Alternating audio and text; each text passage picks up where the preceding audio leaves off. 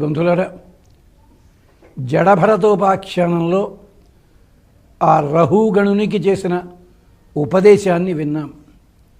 జడభరతుడు తనకి శిష్యుడు అయిన మహానుభావునితోటి జడభరతుడు అనుకోలేదు శిష్యుడని చెప్పి, జడభరతుడు చెప్పుకుంటూ వెళ్ళాడు. జడభరతుడిని చూచి తత్వం ఏమిటో తెలిసింది రహుగణుడికి, అంచేత గురువుగా భావించాడు.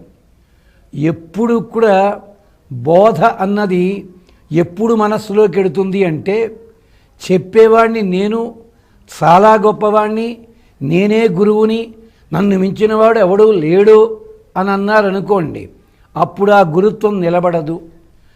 తెలుసున్నది చెప్తున్నాను, లేదు ఎదటివాడు అడిగిన దానికి తెలుసున్నది నేను చెప్తున్నాను, తెలియవలసింది చెప్తున్నాను అన్న భావం కలిగినప్పుడు మాత్రమే గురుత్వం నిలబడుతుంది. అది విశేషం అన్నమాట. అంచేత ఇక్కడ భరతుడు నేను గురువుననే భావంతో ఎక్కడా మాట్లాడటం లేదు. అడిగాడు రాజు, అడిగిన దానికి సమాధానం చెప్తున్నాడు. ఇదే మాట ఎక్కడ అంటే, ఇలాంటి స్థితి లోపల జడభరతుడు ఆ మాట చెప్పగానే రహుగణుడు లేచి నమస్కరించాడు. అప్పటికే కిందకి దిగాడు, మళ్ళీ నమస్కరించాడు. నమస్కరించి స్తోత్రం చేశాడు. ప్రత్యక్షే గురవః స్తుత్యాః పరోక్షే మిత్రబాంధవాః కార్యాంతే దాసభృత్యాశ్చ న కదాచన పుత్రకాః అని శాస్త్రము. గురువుని ముఖం మీదే పొగడాలి, మిత్రులని బంధువులని పరోక్షంగా పొగడాలి. అలాగే పనివాడిని పని అయిన తర్వాత పొగడాలి, సంతానాన్ని ఎప్పుడూ పొగడకూడదు. ఈ చివరికి చెప్తే ఇప్పటి వాళ్ళందరికీ కోపం రావచ్చును.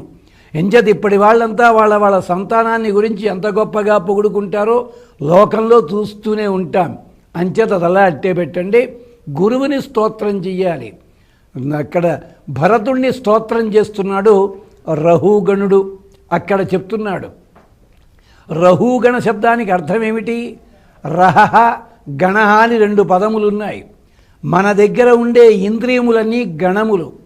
ఈ గణములన్నీ కూడా రహస్యముగా ఇష్టం వచ్చినట్టు పనులు చేయడానికి ప్రయత్నిస్తాయి. అవి అగో ఆ రహుగణుడు అంటే ఇంద్రియ వ్యాపారములని సక్రమంగా నేర్పడం కోసం జడభరతుడు జడత్వాన్ని నేర్పడానికి వచ్చిన మహానుభావుడు.